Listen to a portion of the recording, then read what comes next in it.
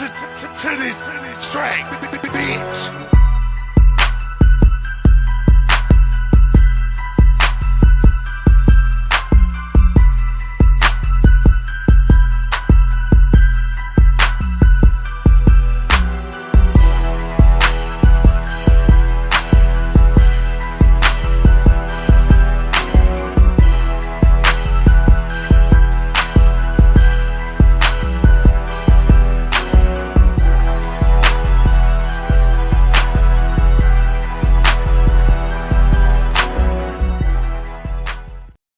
And I met with the realty company and they told me that they would give me permission to use the name of the school to raise money, to try to get to that $2 million. They also told me that if I did not raise the money by the end of the summer, it would be going back up for auction. So we began the fundraiser, I believe it was May the 20th. And so from May the 20th to February 20th has been exactly 9 months. And in 9 months, we've raised $250,000. And many of those checks came from right here, throughout Wisconsin and the city of Milwaukee. And so I want to say thank you from the bottom of my heart for that. It's very appreciative. And I'm honored and humbled that we raised $250,000. But I'm not content. And the reason I'm not content is because I know that you guys just got finished spending over $3 million on Christmas gifts. I'm not content because when Darren Wilson, the killer cop of Ferguson, Missouri, murdered our brother Michael Brown in the street with his hands up like a dog, white folks raised over $300,000 in 3 weeks for his defense. So although I'm honored and I'm humbled, we got a lot more work to do, black people. If we really claim to love our children the way that we say we do, I should have had that $2 million by now. $2 million is a steal. You saw the video. They have a gymnasium. They have all the dorms we need. They have all the lecture halls. They have the cafeteria. They have a student center, football field. Everything I need to give our boys the education that they deserve and require is sitting down there on that college grounds. But you know what, Milwaukee? That must be good luck. Because earlier today, I got a phone call from a professor who once taught at St. Paul's College. And he told me that one of the former presidents of St. Paul's College heard about my initiative, heard about my campaign, heard about my crusade to try to buy that black college and turn it into the Frederick Douglass and Marcus Garvey Academy. So I had that conversation with him today. Tomorrow, I'm going to call him. This is one of the former presidents of St. Paul's College. And from what I'm being told, he said he has a strategy. He has an idea. He has a plan where he can help me raise that $2 million and buy that damn school for the white folks get it and turn it into something other than what it is. So we're going to keep on pushing. We're going to keep on pushing and we're going to keep on fighting because we can't afford to lose it. Our young people, I don't have to tell you what's going on with them. For all the teaching I've been doing, special education is still swallowing up black boys who don't need it. For all the teaching I've been doing, ADHD is still swallowing up black boys even when they don't need it. For all the teaching I've been doing, some of you sitting here right now still got your sons strung out on Ritalin, strung out on Concerta, strung out on Meditate, strung out on Cycler, strung out on Risperdal, strung out on Depakote, strung out on Zoloft. For all the years I've been fighting this war, some of you still think that there's a solution in these strategies that they create for us. Special education, brothers and sisters, not for all of our children, but for many, is the school to prison pipeline. And if I'm the first to tell you, I want you parents to hear me loud and clear. If your child is in special education, part-time through full-time, I'm not talking about the kids who get pulled out for one period here and there. That's what we call itinerant service. They might be all right. But if your child is in special ed part-time, that means half of the instructional week, he is separated from regular kids and educated with kids with disabilities. If your child is in special ed part-time or full-time, there's a 95% chance that he or she will not graduate with a high school diploma. I want y'all to know this, because some of you are sticking your children in special education and you're not being told the full story. They're not telling you the whole truth about what the long-term ramifications are. Too many of our kids are not getting high school diplomas because you're special educating them. And guess what, brothers and sisters? Let us be clear about this learning disability thing. Let us be clear about this ADHD thing. Let us be clear about this conduct disorder thing. Let us be clear about this emotional disturbance and this mild mental retardation thing. I need you to understand that these diagnoses, these labels, these classifications, these so-called disorders are nothing more than professional opinions. I hope you're listening to me, and I hope you're listening to me well, because some of you will swear up and down that your son got a reading disability. Some of you will swear up and down your daughter got a math disability.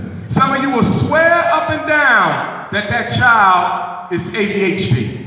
And I'm here to tell you, as an expert school psychologist, not someone who just does it. I'm a master of the street. And I'm here to tell you that that diagnosis is nothing more than that psychologist's opinion about your child. It can be wrong, and it often is wrong. And that's why I want to urge all of you tonight to never again, ever share with your child the diagnostic label that someone else gave them. You don't tell a child that you're ADHD. You don't tell a child that you're learning disabled. You don't ever tell a child you're emotionally disturbed, and you damn sure don't tell a child you're mentally retarded. Because when you do that, brothers and sisters, you create a glass ceiling on their achievement. You create a self-fulfilling expectation. You create in that child's mind the belief that I cannot do because mommy and daddy told me that some white psychologist said I can't learn how to read. Mommy or daddy told me that some white psychologist said I can't learn how to count. Why would you take the opinion of someone from outside your community who doesn't know you, your children, or their culture and let them tell you what your child can't do? I thought in slavery they told us what we couldn't do. In Reconstruction they told us what we couldn't do. Pre-civil rights they told us what we couldn't do. And right here in Milwaukee, throughout Wisconsin, in the Midwest, we still got black parents letting white people tell you what your child can and cannot become in life. So if you're wondering why I want to build the Frederick Douglass and Marcus Garvey Academy, I want to build it because I'm getting sick and tired of the excuses. I want to build it because I'm tired of white folks telling us what our children can't become. I want to build it because I'm tired of some of you buying into the opinions of outside people. I want to build it because I know our children have a lot more to give to this world than what they're giving. And I'm getting tired of people blaming black boys for why they're not learning. Education is the only industry in this country that when the customer doesn't receive a quality service, instead of blaming the service provider, you blame the damn customer. Since when can a child be blamed for not knowing how to read? How do you blame a child for not knowing how to count? The child is never the problem. My child got a learning disability. Not at all. Your child got a sloppy and lazy as hell disability. I know exactly what the problem is. The problem is in your house, homework gets done once in a while. The problem is in your house, you only check it once in a while. The problem is in your house, you got a little boy growing up thinking he's going to get rich off the NFL or get rich off the NBA. You got that boy growing up thinking he's going to be one of the exceptions. Do you realize that your son has a greater chance of being struck by lightning than becoming a millionaire as a professional athlete? Fathers, what are you doing? Why you let that boy think basketball more important than learning? Do you realize that the average reading level of a black man in jail in Wisconsin is the 3rd grade? The average black inmate reads on a 3rd grade level, even if he has a high school diploma. Do you know what that means? That means that even if he went to 4th grade, even if he went to 5th, even if he made it to 7th or 8th, even if he made it to 11th and 12th, he never came across another teacher since the 3rd grade that cared enough to teach that young man how to read. So we're gonna fix it. We're gonna fix it at the Fred Douglass and Marcus Garvey Academy. We're gonna fix it. Because in my school, there will be no excuses. In my school, no child will come talking about Dr. Umar, I have a reading disability. I need special help. Dr. Umar, I got a math disability. I need special help. You know what I'm gonna do? I'm gonna take all my so-called crazy kids and I'm gonna have a meeting with them. And I'm gonna say, you know what, since you need so much help, you can come to school all day Saturday and all day Sunday till you don't need the help no damn more. That's how we gonna get rid of that. How much you wanna bet there won't be no special ed after 1 week? I bet you I don't have a single case of ADHD in 72 hours. Your children are running a game on you. Dr. Johnson, my daughter takes 6 hours to get her homework done. Do you have any strategies for what I can do? Because the homework is taking extremely long. I got a damn strategy. It's called a consequence. This homework will be done in 60 minutes. Or what you thought you was going to do this weekend, you just lost it. That cell phone, you can pass that off. That video game, you can give it head. And although she shouldn't be watching Scandal any damn way, we're going to turn that off too.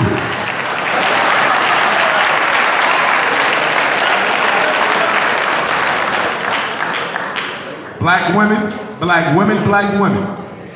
The #1 show for you in America is a show where a black woman plays the bedwitch president of the United States. I thought we'd been there, done that. I thought we did that with George Washington. I thought we did that with Thomas Jefferson. I thought we'd been there, done that already. You mean to tell me that a show that disrespects the legacy of a black woman and what you are and what you represent is the most popular show in your household? Something is wrong. Something is wrong. Something is wrong. I was at a meeting in Philadelphia a couple months ago. Myself and good brother Dr. Mark Lamont Hill, who's also from North Philadelphia. And they was having a conversation on the youth and why the youth don't listen to the adults. And I was asking the question, Dr. Johnson, why don't the youth listen to us anymore? What happened to respect for your elders? I said, well, you got to understand something. The reason we respected our elders is because the elders used to fight for us. The reason we respected our elders is they didn't let the community mistreat us. The respect was natural and forthcoming because we saw that they cared. I said, with all due respect, look at what black children go through today. Look at the abuse and the homelessness. Look at the sexual assault. Look at the violence. Look at the police killings. With all due respect, how can you expect a child to listen to the elder? How can you expect the child to listen to the elder? How can you expect the child to listen to the elder when the child knows that the elder is scared of white people? We gotta be honest with ourselves. We gotta be absolutely honest with ourselves. One thing about a child is you cannot learn to lie to a child. So when you walk into a room, a child knows if you care or not. They know if you're courageous or not. And one thing about our children, as messed up as they are, as delinquent as they want to be, as disrespectful as they tend to conduct themselves, they are not afraid of white folk. And it's hard for them to humble themselves to people in the neighborhood who are scared as hell of the person responsible for the hell that they catch. So until we start standing up for them, we won't get their attention. People telling you that the black boy doesn't want to learn, the black boy doesn't want to go to school. How big of a lie is that? The black boy wants to learn as much as everyone else. Have you ever seen a child on his first day of school or kindergarten? When it's time for your son to wake up in first grade, he's woke before you. His clothes are on, his book bag is ready. Mom, can we leave now? Second grade, he's still motivated. Third grade, he's still motivated. And then in the fourth grade, a transformation begins to take place. When it was the first day of school for fourth grade, you notice he didn't even get out the bed. He asked you if you can stay home. What happened to that young man? Who killed his motivation? And how did they kill it? I'm telling you, the problem in the school is not the black boy's unwillingness to learn. The biggest problem we have in public, private, parochial, and charter school, and you're talking to a principal, not just a psychologist, the biggest problem we have is that the black boy is often expected to behave like a female in order to be successful. That's the biggest problem in our school. That's the biggest problem in our school. Have you not noticed?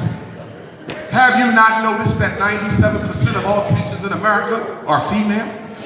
Have you not noticed that of that 97% female teacher base, 98% of them are something other than African? Have you not noticed?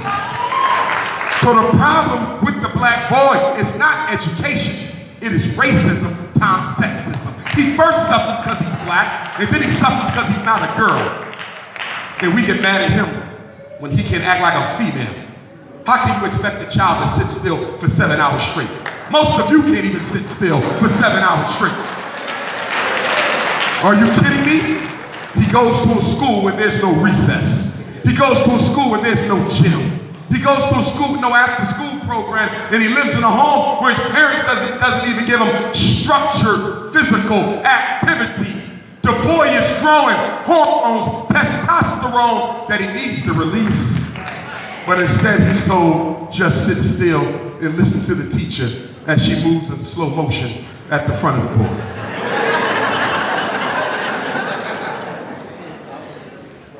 If I was in charge of the schools in Milwaukee, what's the first thing I'd do?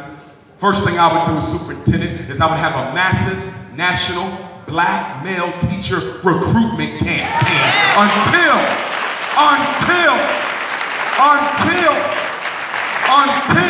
the teacher in the classroom looks like the child in the classroom. They will not learn and grow.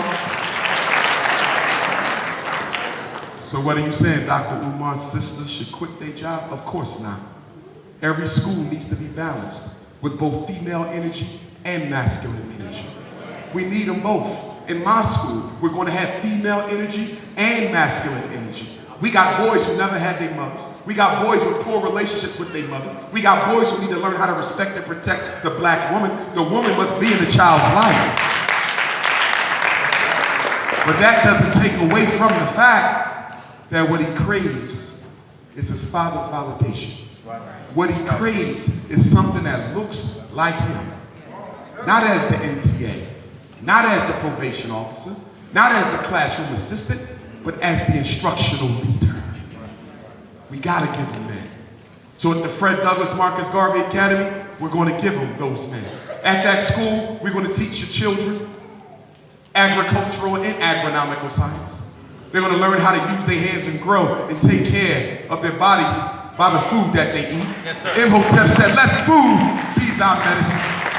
Are you aware, Wisconsin, that 85% of black people who die prematurely die from diet-related medical diseases? And not only do we die from diseases related to the food that we eat, we die not necessarily from the disease itself, but from the medicine they gave us to deal with the disease. The medicine is killing black people more than the disease. It wasn't heart disease that killed grandma, it was the heart disease medicine. It wasn't diabetes that killed auntie, it was the diabetes medicine. So we gotta go back to nature, brothers and sisters. We gotta get our taste buds in order. And so we're going to teach our children that. We're going to teach them financial and economic science. Because sending black kids to college as a solution is causing more problems than it solves. How many of us sitting in this auditorium went to college and sitting on student loans that we can barely pay the hell back? And all we want to do is send our kids to college so they can be a slave to the banks just like we are. We got to say no to that. Do you recognize what America has done? America has exploited black people's desire to get an education because once upon a time we couldn't. So as soon as our children graduate, we want to send them off to UCLA, send them off to Harvard and Howard, send them off to Texas and University of Minnesota. We're going to send them off to the University of Wisconsin-Madison. Nothing's wrong with that if your child wants to be a doctor.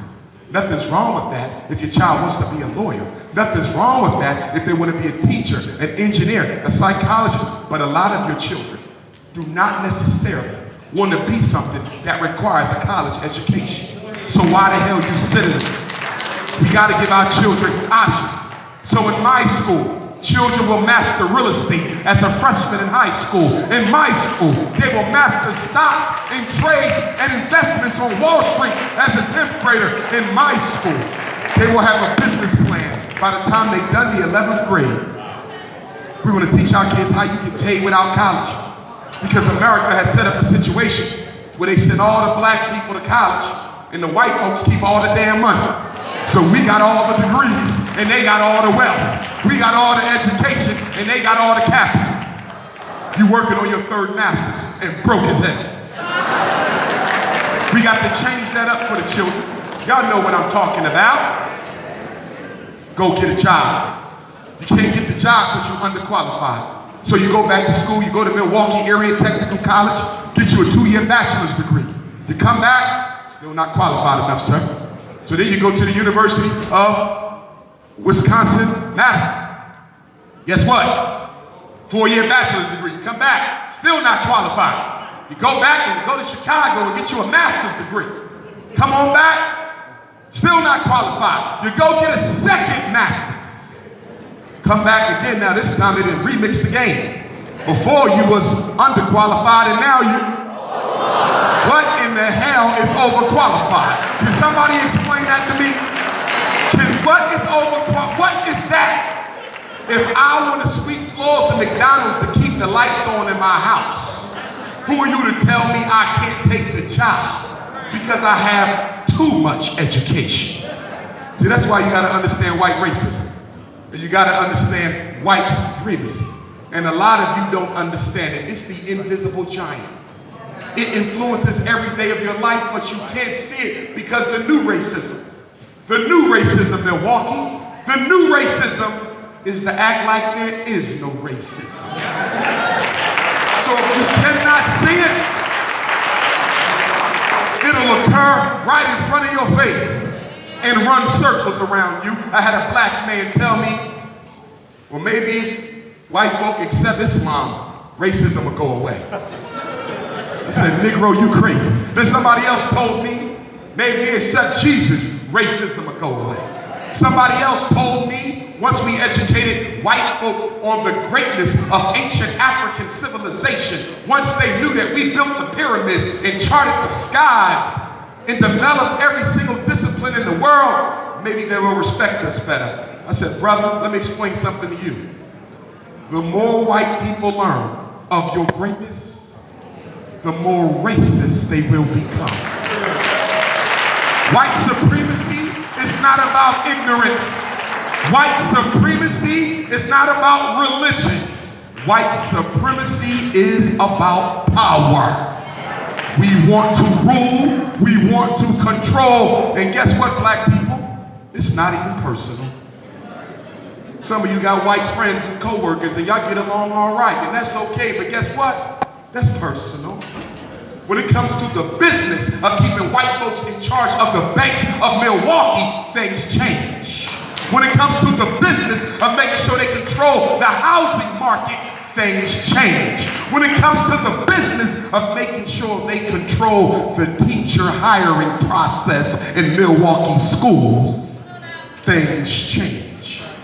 You think because you got a next door neighbor who's European, or y'all might go to lunch or shoot a little pool, or you might date his sister, or you might date her brother, and somehow that means they not racist. Because you're confusing personal with political. In other words, the best racist loves being around black people.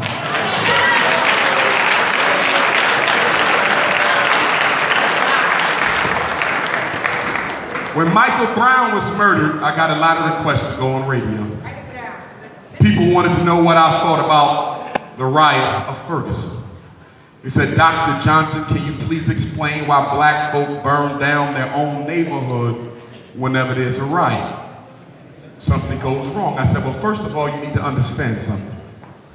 Those buildings that were burned down in Ferguson didn't belong to black folk because we don't own any damn thing. That's number one.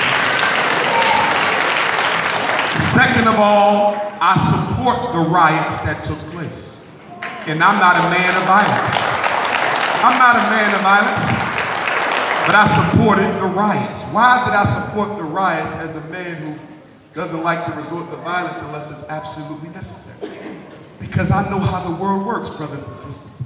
And I know that if our brothers and sisters in Ferguson did not become violent, Michael Brown's murder would have never made it on television. If they did not become violent, the State Department would have never stepped in. The Attorney General would have never personally went down there and investigated the situation. Had they not turned violent, the United Nations Office of Human Rights would have never stepped in and condemned the United States government for how they let white police kill innocent black males. So don't tell me they shouldn't have been violent. Only by being violent did they get the reaction that they needed. What you want them to do, Milwaukee? What you want them to do? Wait till midnight, get some candles, get in line and sing, "We shall overcome." That's what you wanted? Do you think Michael Brown's situation would have made it on the news if you'd done that? Do you think that UN would have stepped in if you'd done that? Do you think Anderson Cooper and Don Lemon and all the rest of them would have been running down there trying to do reports? Those brothers and sisters forced the envelope for the first time since the Rodney King beating. Black folks stood up. So I stand in solidarity with the brothers and sisters in Ferguson, Missouri. And then they said, well, doctor, what about the looting of the stores? Even if you agree that they needed violence in order to get the attention of the world, we understand, because the only thing that makes it on TV today is violence. We understand. But what about the fact your people were still in televisions, in sneakers and food, video games and laptops during the riot? Do you think it was right for black people to exploit Michael Brown's death in order to steal some things? I said, well, let me explain something to you. First of all, it wasn't stealing. Those businesses that they took from have been robbing black people, dumb, Captain Klein in Ferguson for generations. There wasn't no theft. And you know what else I told them?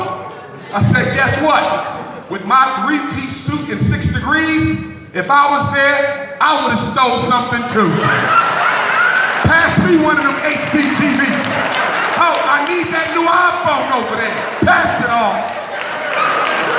Try to make my people feel bad for taking back payment for all the theft you didn't commit. That wasn't stealing. You know what I call that? Self-imposed community reparations.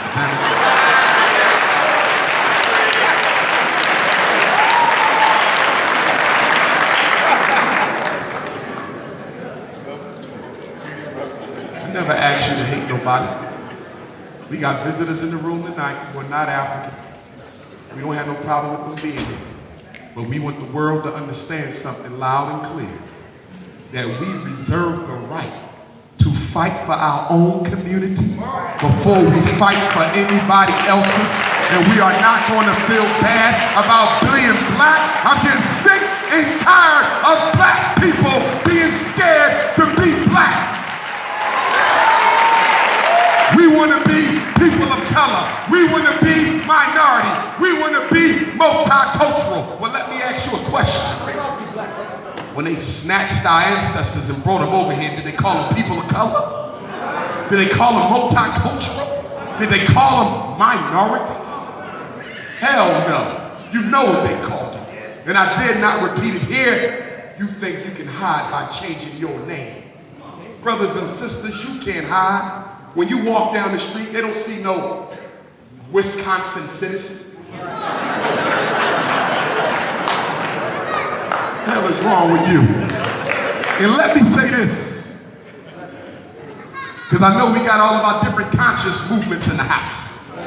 And we support them all. We support Nation of Islam. I roll with some of the Nation of Islam brothers. My good brothers up in Boston, strong Nation of Islam brothers. New Black Panther Party. I ride with the New Black Panther Party. Sometimes when things get a little hectic for Dr. Umar, they right there with me. My brothers from the Moore Science Temple, I ride with them. I got Moors down in Virginia who I bang with, and Moors over in London who I bang with. Nawafian brothers, I got God and Earth brothers. My uncle used to lead the Gods and Earths in Philly at one point. I still got my 120 God. We got our Hebrew brothers. I bang with some of the Hebrew brothers. It don't make a difference to me what you stand for. I can respect it. And we should honor everybody's right to choose their own political philosophy. I'm a Pan-Africanist. The only flag I'm gonna ever wave is the red, black, and green. Okay? But guess what? We don't suffer because of what we call ourselves. Right. We don't suffer because of what we believe. We suffer because of who we are. So I can sit down at the table with my Moorish brother. I can sit down with Nation of Islam brothers. I can sit down with Nuwapians and Hebrews. Gods and Earths, no issue whatsoever if we come into the table seriously. If we're trying to do something about the people. But the problem with the black man, and we even got it in the conscious community, is our damn ego is choking the struggle. Everybody want to be in charge. Everybody want their ideology to rule the movement. What we fighting for? Does any one of us have a hospital for our people? What we fighting for? Does any one of us have a college for our people? What we fighting for? Can any one of us put more than 100 black people to work? What we fighting for? We ain't got nothing. And that's why the children don't even follow us. Because the children come to a crossroad and they say, we got the church over here telling us about how good life gonna be when we die.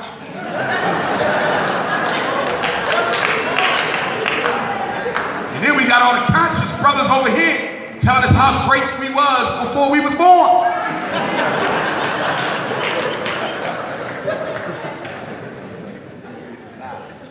You worship in heaven, he worship in Kenny. I need a job now, damn it.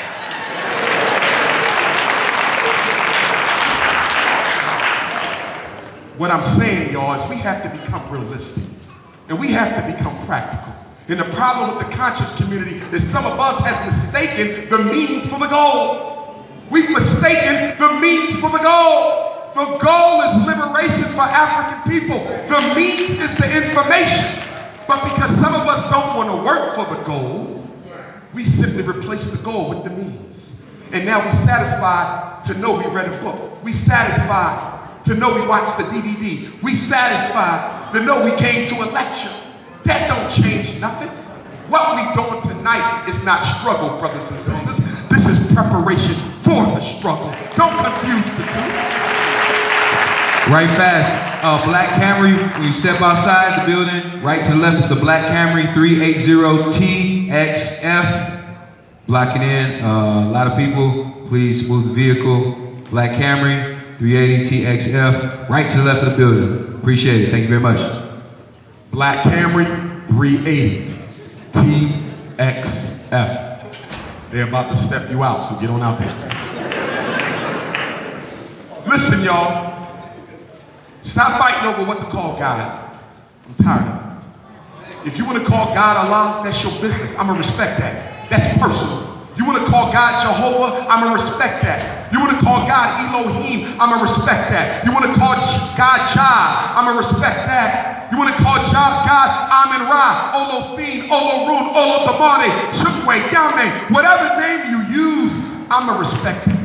But please don't get so arrogant with your little religious system that you think you can reduce that which cannot be defined to one name.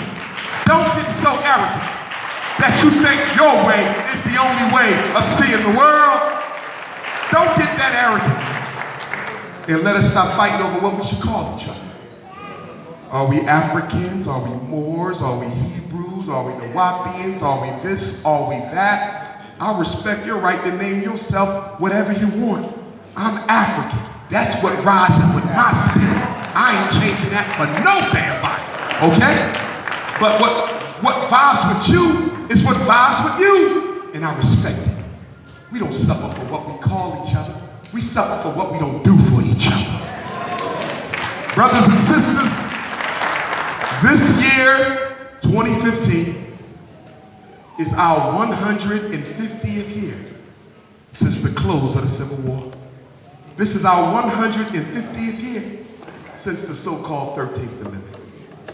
And I know not all of us are the descendants of enslaved Africans, but damn it, I am. I know exactly where I come from. So you can't give me no false ideology. I know where my ancestors came from. Okay? So for those of us who are descendants of enslaved Africans, and for those of us who are not, we're all one people, and we got to ask ourselves, what changes do we need to make going forward so we don't repeat the mistakes of the past 150 years? It's been a long time, y'all. A long time, and here we are, 150 years later. And some of you think we have arrived. You think we're equal now. I heard America is post-racial now. This is what I'm hearing. Are you crazy? Let me tell you what America is. America is so slick that it's trying to create a social situation where black people and their agenda is no longer relevant.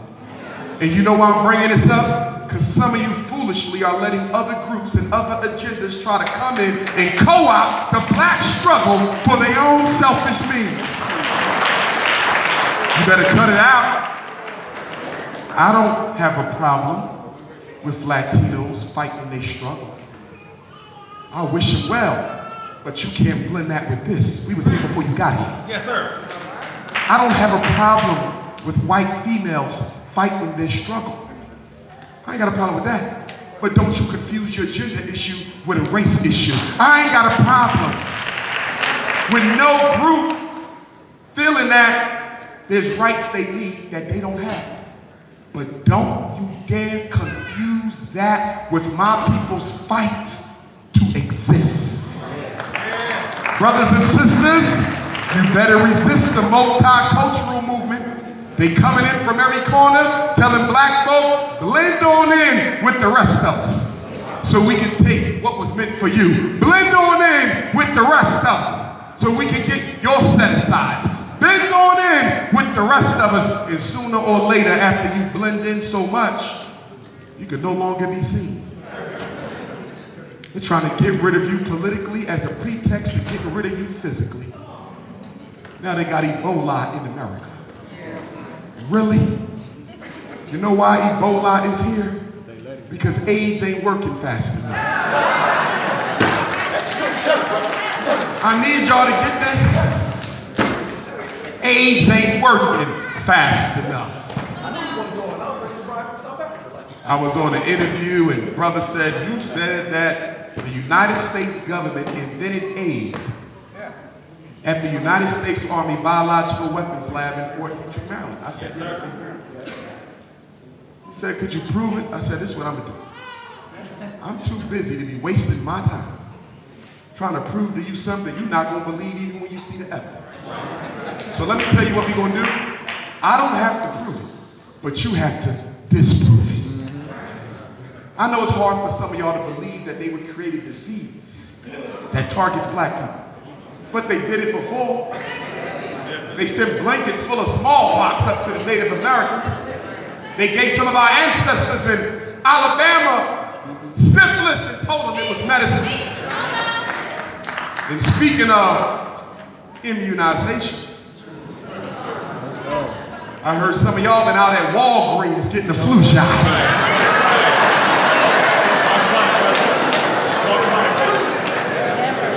You done lost your mind.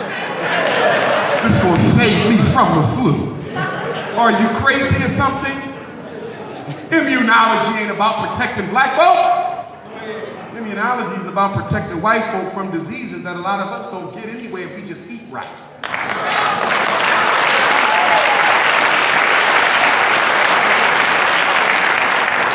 My elders, lay off that flu shot. Stop taking it. Parents, be careful about what you let they put in your child's arm. Remember what I said, your child does not have to be immunized to go to public or charter school in the United States of America. The only two states in this country that demand immunization is West Virginia and Mississippi. That's right. I know children right here in Wisconsin who go to public and charter school and they never had any shots. You don't need them. What you need is an exemption letter from the doctor. What you need is to download the exemption form from the County Board of Health, or you can write your own notarized letter, have it turned into an affidavit, and you give it to the school secretary, and life goes on. I'm telling you what I know. I'm a principal. Children don't have to be immunized. And you're going to tell me that the secretary told you they had to be. I'm sure she did. Because she know you wasn't going to go do the research to find out if she was telling the truth or not. Listen, the law doesn't fight for you. You have to use the law to fight for yourself. Nobody's going to tell you that if you don't want your child in special ed, you have a right to say no. Nobody's going to tell you if the teacher says, I think your child needs medicine, you have a right to tell her that you are not a doctor and you have no business giving me mental health advice. Nobody's going to tell you your child cannot be suspended more than 10 days at a time because it's against the law. Nobody's going to tell you your special ed son cannot be suspended more than 10 days total throughout the whole school year. And if they do suspend that boy for the 11th day, you're going to get with Dr. Umar and we're going to make them pay for your son to go to a private school because this is the law. They're not going to tell you that. You got to know it and you got to use it for your own benefit. For those of you who have sons between the ages of 11 and 17, I'm going to be hosting a Black Boy College tour. There's going to be two of them. The first one is going to be June 10th through the 17th, and the second one is going to be July 1st through the 8th. Any black boy, 11 to 17. If your son is 18 and 19 and you feel he can still benefit, we can squeeze him in. If your son is 10 and you think he's mature for his age, we can squeeze him in. For 7 days and 7 nights, they're going to be with me. During the daytime, we're going to take them to visit black colleges and even a few white colleges. And at nighttime, at the hotel, in the conference center, there's going to be seminars, workshops. What does it mean to be a black man? Why should you love, respect, and protect a black woman? What do you do when you get stopped by the police? What do you know about African history and culture? What do you understand about white supremacy? Are you thinking about life after high school? How to deal with conflicts with your mother and your father at home? We're going to give them as much as we can of a rites of passage in those 7 days. If you're interested in your son going, you can register him on the website, drUmarHBCUtours.com. That's DRUMARHBCUTOURS.com. Why am I doing this? Because I can't wait till the school is open before we start educating our children. I got to start working with them now, yo. We at a state of crisis right now. Obama and the Department of Education, they're pushing a national mandatory graduation test. They want all black kids and white kids to pass the test to get a diploma. It's coming. That's what the Common Core is about. The Common Core is paving the way for the national graduation test. If you think you got prison now, you ain't seen nothing yet. And why they keep testing our kids like this? Why they always got to take a test? They got to come to me for the IQ test. They got to take the state test, the district test, the national test, this test, that test, this test. You ever wonder why they're doing so many tests? Let me explain this to you. The reason why America is test crazy The reason why they have your sons and daughters taking all these tests is because testing is a very fancy way of re-implementing Jim Crow without being obvious about it. Brothers and sisters, the test score is the new Jim Crow sign. Let me explain this to you. 50 years ago, if they didn't want you to go to Harvard, they would just say, no blacks. Period. Get away from me. But in the post-civil rights era, the University of Wisconsin can't say no blacks. But you know what they can say? We not letting nobody in unless you got a 1600 on your SAT scores. Are y'all listening to me? The test score does the same thing the Jim Crow sign does, but it looks like it's scientific because instead of using words, they're using numbers now. Why you think we got so few black kids in advanced placement classes in Milwaukee? Why so few black kids in college prep classes in Milwaukee? Why so few black boys and girls classified as mentally gifted in Milwaukee? Because he didn't score high enough. Well, guess what? I know he didn't score high enough. I knew he wasn't going to score high enough. Why? Because the way that you designed the test, it was done in such a way to bias the results against the black children in favor of the whites. In other words, let me make this a little bit more simple. What would happen in Milwaukee if the black kids scored better than the white kids on the next state test? What would happen in Wisconsin if the average black IQ score exceeded the average white child's IQ score? You would have a big problem. You know why? Because the test score justifies why black children don't get the opportunities that they are entitled to. If the black kids score better than the white kids, they have to answer some questions. Like why we don't have more black kids at the University of Wisconsin. They got to answer more questions. Why we don't have more black folks going to law school. Why we ain't got more black folks working on a master's and a medical degree. Because after all, your tests show that our children are brighter. My point is, brothers and sisters, if your child ever performed higher than the white children of this state, not one black child, but collectively, if they did better, guess what happens to that test the next day? They would have a bonfire and burn it. No test will ever be allowed in America that does not support the racist notion that white children are intellectually superior to black children. They're not smarter than our children. No one race is more equipped intellectually than another, but this is what they like to sell you. Because if I can convince you that your child ain't good enough, you won't fight when they don't get a chance. And let us not forget about our brothers and sisters in jail. Let us not forget about our ex-offender brothers and sisters out here struggling. They don't want to go back to jail, brothers and sisters, but guess what? There's no meaningful reentry programs out here. When you come out of jail, where can you go to get a job? Once you got a felony, you can't get food stamps. You can't get Section 8 housing. You can't get a college scholarship. And that's why 85% of black folk who go to jail end up going back. Not because they wanted to, but they had to break the law in order to feed their families because society didn't give them a chance. Don't you ever believe that black men are the criminal. It's the society that makes our brothers criminal.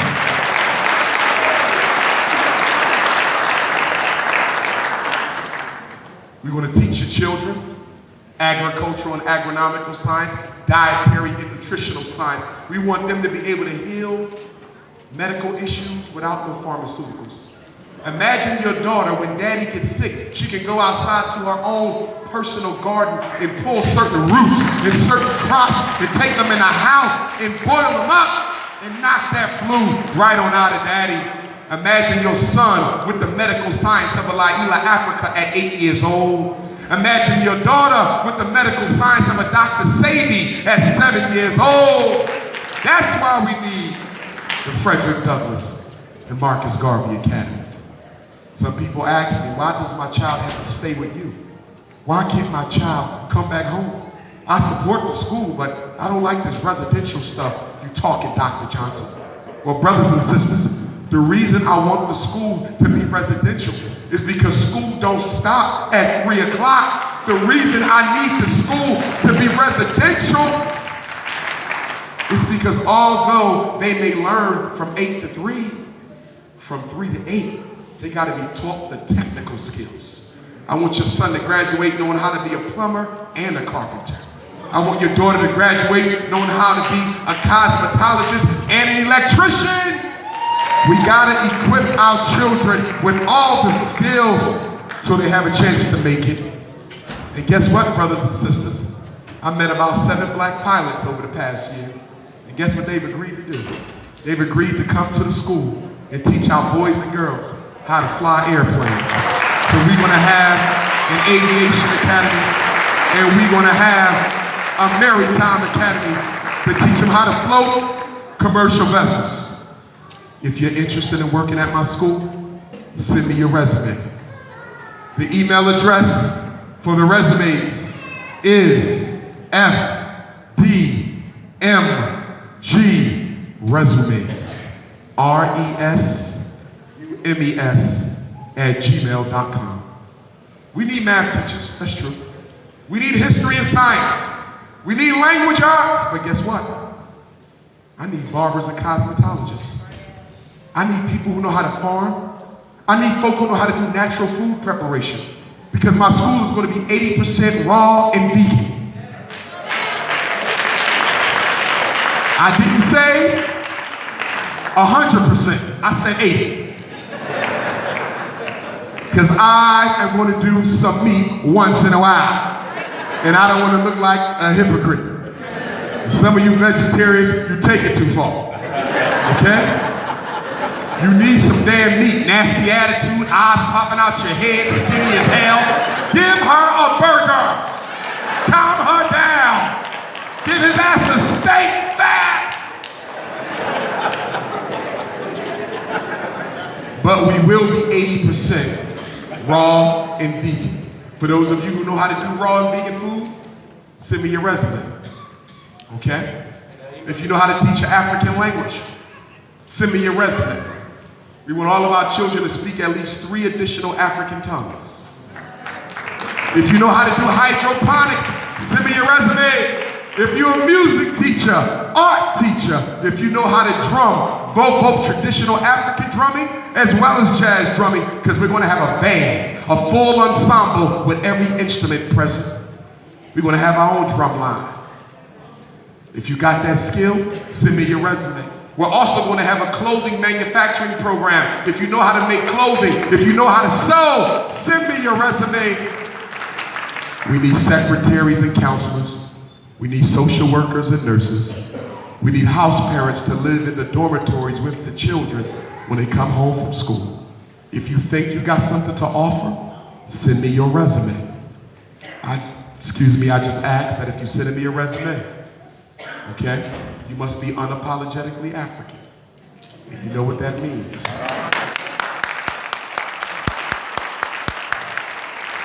And it starts with making sure the person you spending your life with looks like your mother or your father. I want to be clear, because brother, at my school you will be a role model to the next generation of black boys. I'm not setting you up as no role model if you can't honor the black woman enough to make her your lifelong companion. Not in my school. I had enough of that. Not in my school. I'm getting sick and tired of you black men disrespecting black women by not choosing them to be your queen. I am tired of it. There's no excuse for that foolishness.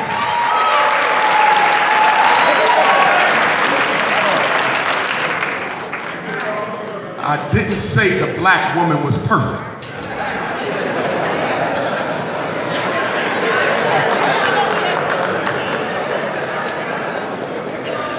You make her mad enough, she'll put your business in the street. I know this.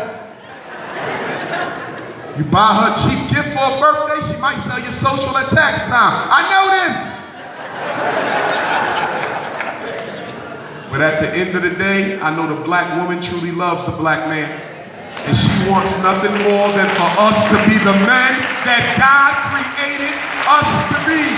She is tired and she is angry and she needs a break.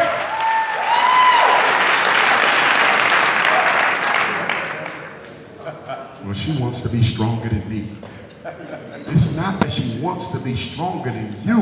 She's trying to show you that she cannot accept a man whose strength is greater than her own.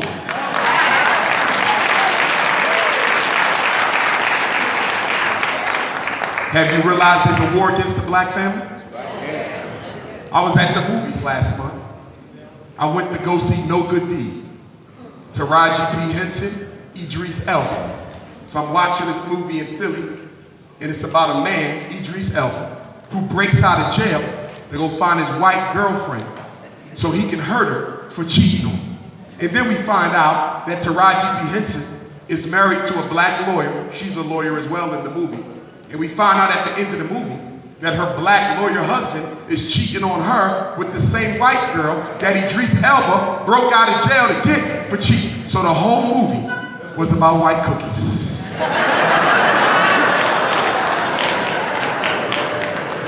And then I go to see Addicted, because I heard it was a best-selling novel. So I go to see Addicted. And here's a movie about a black woman cheating on a black man with a white man. And then I come home, and there's Olivia Pope.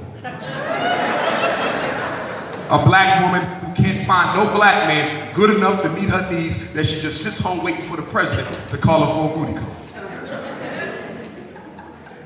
And then I thought, that's as bad as it could get. Then all of a sudden, Empire comes out. My God, did you see that? My God. Empire make Tyler Perry look like Sesame Street. They got everything wrong in that damn flick. My goodness. Nobody in the whole film is decent. We thought Color Purple was enough. We thought Waiting to Exhale was enough. We thought Why Did I Get Married was enough. And now they got Basketball Wives, and they got Wives of Hollywood and all this other filth. And look what the message is. And the message not for you. The message is for your children. And this is why you got to turn off that television. Stop raising your kids on TV. Because the message on TV now is designed to teach black girls that you damn sure don't want a black man. And the message is designed to teach black boys you damn sure don't want a black female. The war is against the traditional black family system. And we got to show our children that black love is still real. We got to not only be married, but we got to be happily married. That's right. And if you're not happily married, act like it.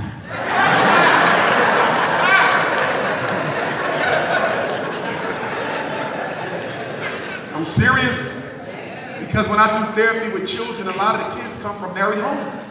I'm never getting married, Dr. Johnson, but your mom and dad have been married for 20 years. That's why I'm never getting married. Listen, when you have a difference with your queen, never argue in front of the children. Do me another favor. Never, ever, ever, ever, ever, ever talk about the child's other parent to the child. We have to stop. In the hood, let me tell you what we do. When mommy and daddy don't get along and the kids are at least 10 years old, mommy try to get the kids on her side and daddy try to get the kids on his side, and all y'all doing is tearing down the self-esteem of the child.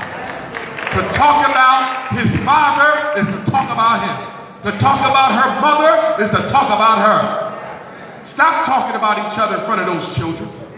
And when it's time to break up, if y'all decide y'all can't be together no more, before you leave, you got to sit down and have a conversation with those children. Listen here, princess. Daddy still loves your mommy, but sometimes adults have to separate from one another. We still love you. You will still see us at report card. You'll still see us at your basketball game. We'll be at your graduation side by side, but because of differences between each other, which are none of your business and are not your fault, Daddy gonna be moving out. It happens sometimes. And I know you grew up watching me and your mom be together every day. So I know this ain't gonna be easy making this transition to Daddy not being here. And so Mommy and Daddy are sitting side by side today to answer any questions that you might have. Your child deserves that much. But in the hood, you know what we do in the hood? We don't let the kids know that Daddy moved out. We don't let them know that Mom and Pop got separated. You know how they find out? When they see the new boyfriend. They find out when they see the new girlfriend. How disrespectful is that to not prepare a child for the entrance of another person? And ladies, I know it's hard dating being a single mom. I feel for my single mothers because people think it's easy raising them children on your own, and I know it's never easy. I know it's hard getting quality babysitters. I know this. But ladies, as hard as it is, I need you to keep on trucking through, because if you accidentally leave that little girl with the wrong babysitter, if you accidentally leave that little boy with the wrong babysitter, God forbid somebody take their innocence. God forbid if the person who takes their innocence is of the same gender that they are. It can trigger issues later in life that I can't talk about tonight because we got to be politically correct. But nonetheless, single moms, y'all need to come together and join together as a group so y'all can support each other. One of y'all got to go out on the date. The other sister got the children. Work together. That's how we get it done. Every man you date doesn't meet your children. Every man you date doesn't meet your children. Every man you date does not meet your children. I don't agree with Steve Harvey. In his book, he said that the man should meet the children as soon as possible. What type of fast, thirsty stuff is he talking about? Okay? Black woman, the only time a man should meet your children is when you think there's a serious chance that this might go further. And that can't possibly be in the first 6 weeks. Slow it down. Fathers, stay in your children's lives, because fathers who are present end up having children who are less likely to suffer sexual abuse, less likely to drop out of school. Daddy, you must be there. Even if the woman is trying to keep you out of your children's lives, and ladies, don't ever be that type of woman. Fathers, you must fight and not quit. Those are your babies. You never give up on them. Brothers and sisters, when I was here last time, I talked about organizing the Milwaukee chapter of the National Independent Black Parent Association. And Sister Shirley's going to help me do that. And one of the queen mothers over at the bookstore, she's going to help me, and we had a good meeting last night. But a lot of you were not there last year. I see new faces, lots of them, which is good. I want you, before you leave tonight, I want you to make sure you sign up for the Milwaukee chapter of the National Independent Black Parent Association. 7 committees, brothers and sisters, 7. First committee is special ed. Some of you are going to be on the special ed committee to investigate special ed abuse and fraud in Milwaukee. Too many black boys being diagnosed with learning disabilities. Too many black boys being put in special ed all day and they throw away the key. Too many kids diagnosed with ADHD, emotional disturbances, mild mental retardation, and we got to fight against it. We're going to have a discipline committee where we fight against what? Unnecessary expulsion, unnecessary suspension, punitive discipline. We're going to have a social committee to do what? Help all of our single moms and our single dads and our single grandmas. We got to wrap arms around them. We got to stop being so selfish. Remember when we grew up, if something was wrong with your mom or your daddy, the next door neighbor didn't call the social worker. They took you into their houses themselves and raised you like you were their own. Do you remember that? If daddy was an alcoholic, the school never knew it because the block didn't have that. If mommy was out there doing something she had no business to do, the school school never knew it because the next door neighbor said, listen, your mom's going through something. And until she come back, I'm your mama. And life went on. But we don't do that no more. Today we call the social worker and say it's a kid next door, the parents ain't there. Today we call the police, I think it's a baby over there alone. What happened to that community spirit? What happened to It Takes a Village? What happened to when we used to look out for everybody else's children and now we don't give a damn about nobody but our own? Come on, y'all. That's not who we are. You've been in America so long that you've allowed it to change you. You're more American than the Europeans are. What did Marcus Garvey say? What did His Excellency Marcus Messiah Garvey say? He said, if the black man and woman are not careful, you will drink in all the poison of Western civilization and die from the effects of it. And that's exactly what we're doing.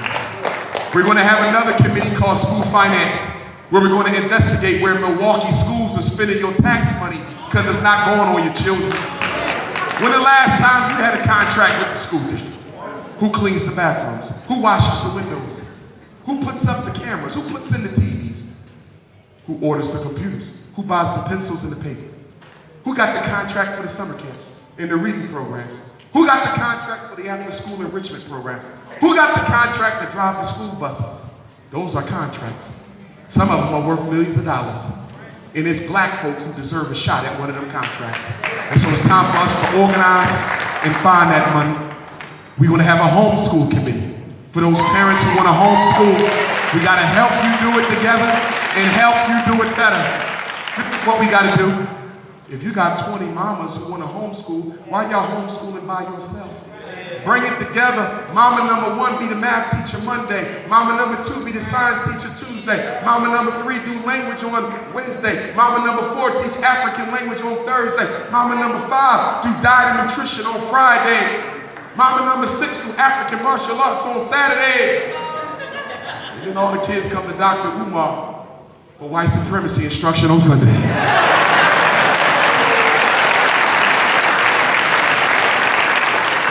So in addition to special ed, in addition to finance, we also want to have a policy committee to change the policies in Milwaukee that don't benefit your children.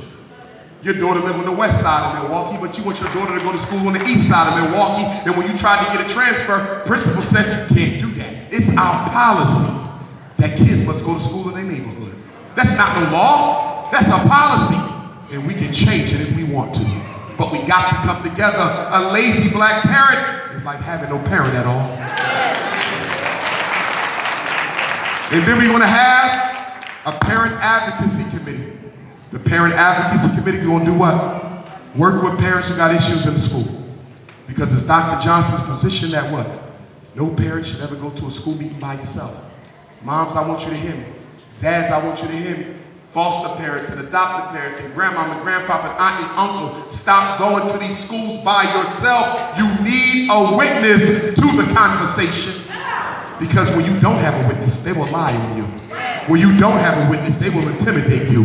When you don't have a witness, they will bully you. Listen to me, Milwaukee. Every school has what I call a white teacher mafia.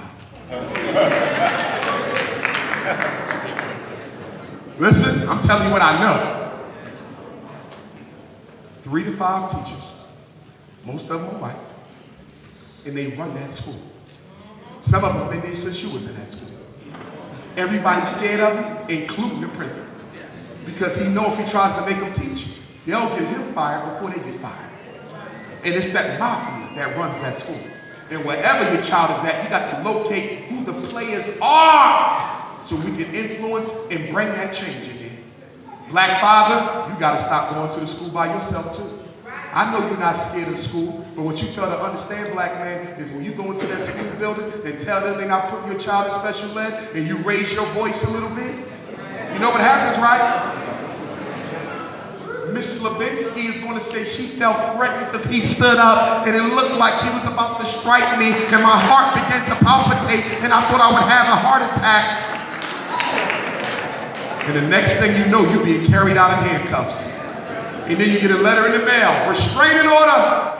You can never go to the school ever again because you wanted to be Mr. Tough Guy. instead of listening to Dr. Johnson, take somebody with you. As we prepare to bring this to a close, I want to invite all of you to come with me to Africa this summer. My first trip was this past summer. We went to Ghana for 2 weeks. Everybody loved it. We're going back this summer, and we're going to do Ghana and one other West African country, or we're going to do Eritrea and Ethiopia. I should have all the information by March the 1st. If you're interested, you'll be able to locate the information on any of my social network pages, my website, or you can text me for it, and I'll make sure you have my phone number. Get your passport. Have your passport. The trip looks like it's going to be $4,000 or less. I saw one estimate that was $2,500, which was a real good deal. But I don't want to push that out there in case it go up. Okay? You don't have to get immunized to go to Africa. There's an international exemptions form that you can fill out. And if you are 55 years of age or older, I strongly recommend that you do not put none of those chemicals in your body. Because something happens to a lot of our elders after they take those international shots, they don't last too much longer after. So elders, I don't think you should take the shots. If you bring in a baby, 2 years or younger, that child can go for free. You just have to pay for the travel tax, which will be about $200. But because they're going for free, that means they're going to sit on your lap that whole 12-hour ride. So if they pee on you, you bought that. So in case you don't want to go through that, you get that baby a seat of their own. So start saving your money, because I want you guys to come with me. Also, I'm working on a magazine called Unapologetically African. It's going to be a magazine of Pan-African history and culture. Right on. Pan-African history and culture. We'll start that there. And I want to invite all of you to submit an article. Your article can be no more than 1,000 words. And it can be on anything you want. Relationships, politics, white supremacy. You might want to do a poem, submit a piece of art. Ladies who do hair, you might want to submit some natural hair care tips, because you know there ain't going to be no perms going on in my book. This is not Ebony, Essence, or Jet. Okay? You might want to do a book review. You might want to do a movie review. Everybody saw Selma? I saw Selma. I give it a C+. It could have been better. But my issue with Selma was, why did they have to include a scene in the movie where Coretta Scott King asks Dr. King whether he loved her more or if he loved any of the other women with which he had an affair? Why was that necessary to put in that movie? It had nothing to do with the storyline. We got to stop trying to poke fun and criticism at people who died for the struggle. Because we haven't had a lot of people who died for the struggle. We had a lot of people who talked for the struggle, but we only had few who died for the struggle. And I don't care what you think about Dr. King. Even though he was not a nationalist like me, he's one of my heroes. Because that black man could have fell back and been a bourgeois. His father was a big church minister. He didn't have to take on the struggle. His life was made up for him. He could have been another T.D. Jakes or something. But he decided to fight for the people. That man had his house bombed twice. That man went to jail over 200 times for black folk. Don't you poke fun at Dr. King. I know he wasn't perfect. I know he made mistakes. But can I ask you a question? If Coretta Scott King, his wife, didn't say nothing about his issues, who the hell are you to be bringing them up?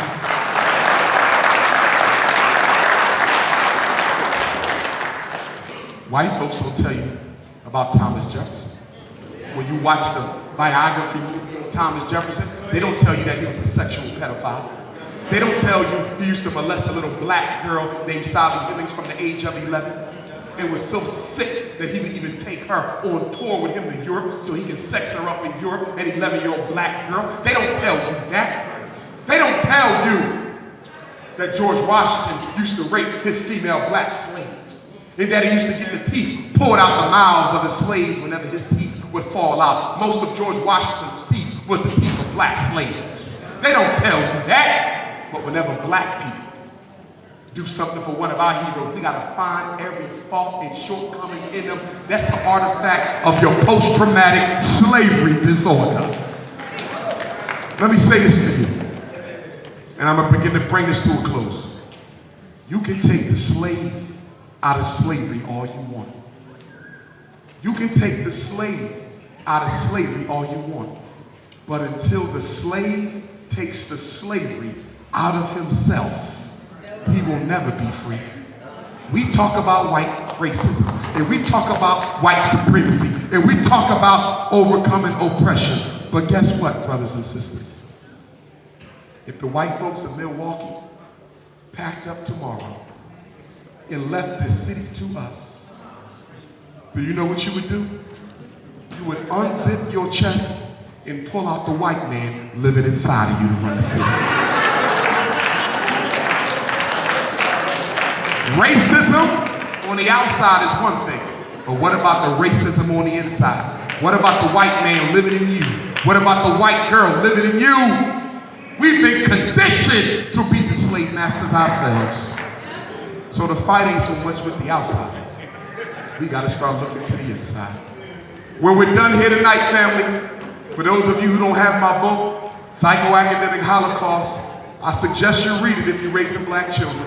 It's the only book you can ever read that's going to teach you how to fight back against special ed, ADHD, unfair school discipline practices. Read the book cover to cover. If you still have questions about your child, every Tuesday morning, listen to me well, parents, every Tuesday morning, I host a free black parent teleconference, 6 a.m. to 8 a.m. All you have to do is call in and get any of your questions answered. That's Eastern Standard Time, so that would be 5 to 7 Central Standard Time. Let me give you my cell number right now. If you got your phone, put my cell number in. Direct access to Dr. Umar. I don't answer the phone, but you can always text me.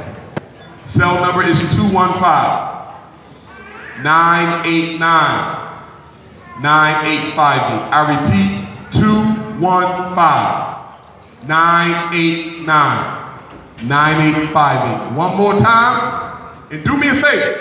Do not ask me for my phone number when you come up here, because you didn't take it when I gave it. I'm so tired of people doing that after the lecture. Can you give me your number again? I done gave it 3 times. 215-989-9858. Send me those resumes. Save that money for Africa. Register your son for the Black College Tour. And the last thing I want to say tonight, don't give up, black people. Don't give up, black people. Don't ever think that we cannot win. Don't ever think that we cannot come back. Let nobody influence you into believing that all is lost. Because the minute you say that we cannot overcome oppression, the minute you say white supremacy is permanent, then you've just made white supremacy your God. Nothing is beyond defeat. And we will win once we bring our minds together. I'll leave you with a quote from my ancestor, Frederick Douglass, who said, if there is no struggle, there is no progress. Those who profess to favor freedom and deprecate agitation are like men who want crops without plowing up the ground. He said they want the rain, but they don't want to deal with the thunder or the lightning. They want the ocean, but they're scared of the awful roar of its waters. He said the struggle we have might be moral, or it might be physical, or it might be both moral and physical, but it must be a struggle. Frederick said, for 20 years, I prayed on my knees to God for freedom. But the good Lord gave me no freedom until I got up off my knees and started praying with my feet. He said, if you want respect, stop looking for pity. The man who pities you will never respect you. And the man who respects you has no need for pity. He said, but most of all, keep in mind, black people, that power concedes nothing without a demand. It never did, and it never will. The first of my ancestors brought to America was a black man named Bailey. 1701 brought to Maryland. He married a black woman named Selah. 1745, they had a daughter named Jenny. 1774, they had Grandma Betsy. Grandma Betsy married a free black man named Isaac. They had 12 children. One was Aunt Harriet. Aunt Harriet was raped by the slave master who owned my family, giving birth to the greatest black man to ever walk in America. You can't compare him to nobody. His name was Frederick Douglass. He was born in February of 1818, the product of a rape. The next year, his little brother was born, my great-great-great-great-grandfather, Stephen Henry Bailey. His mom, my grandma, young Betsy, was raped by the same slave master. And that's what made Frederick and Stephen brothers, because the slave master was their daddy, but they were also cousins, because their mothers were sisters. Grandpa Stephen married Grandma Caroline. They had a son, Grandpa George. Grandpa George went on to become the first black public school teacher in Talbot County, Maryland. He married Annie Waney, the niece of Bishop Waney, 7th Bishop in Richard Island's African Methodist Episcopal Church. They had a daughter named Caroline who moved to Philadelphia from Maryland. She had a daughter named Vivian. Grandma Vivian married Grandpa Cicero, a Spanish-speaking Cuban immigrant. They had a daughter by the name of Ida. Ida married James Johnson. James Johnson and Ida had a son named Jamal. Jamal married Barbara. And on August the 21st, 1974, the anniversary of the Nat Turner insurrection, the Haitian Revolution, the Frederick Douglass Anti-Slave Convention, and the George Jackson assassination, Umar Johnson was born in North Philadelphia. I say all that to say religion is fine, but teach our children who they are. Let me leave you with this, black people. And you need to hear this before you walk through this door, because it might be the most important thing I said tonight.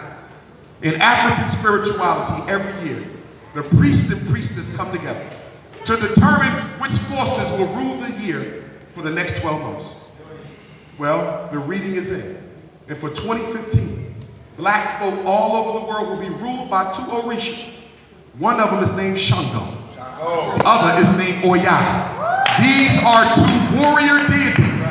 Rare, and when they come together, it means that there's going to be a lot of drama, a lot of war, a lot of death, a lot of turmoil, but not in the bad sense, brothers and sisters. It means that divine justice is coming to the earth to wipe away the old and usher into the new. I'm saying that because this year, pray more than you ever did. This year, meditate more than you ever did. This year, fast more than you ever did. Call on your ancestors more than you ever did. Now, some of you will say that sounds like voodoo. Well, guess what, brothers and sisters? I got a problem with you saying that, because your son is home right now watching Wolverine on the cartoons. But nobody tell you that Wolverine is nothing but an African deity stolen. That Wolverine is the African god Ogun. Wolverine carries 3 knives on each hand. The African deity Ogun carries 3 machetes on each hand. Wolverine, when he's not mad, his name is Logan. You drop the L off Logan, you get Ogan. You change the A to a U, you get Ogun, the god of metal and war. Oya is Holly Berry Storm, the black feminine energy that rules the tornadoes and the winds. Thor is Shango. What are Thor's colors? Gold and yellow. What does Thor carry? A double-sided axe. What are Shango's colors? Gold and yellow. What does Shango carry? A double-headed hammer. Thor travels with thunder. What does Shango travel with? Thunder. How dare you call this religion evil when your son is home worshiping white heroes that were stolen from African deities? Brothers and sisters, I love you. Milwaukee, it's been good. Ashe, ashe, ashe. Peace and love. Hold up, everybody. Listen. Hold on.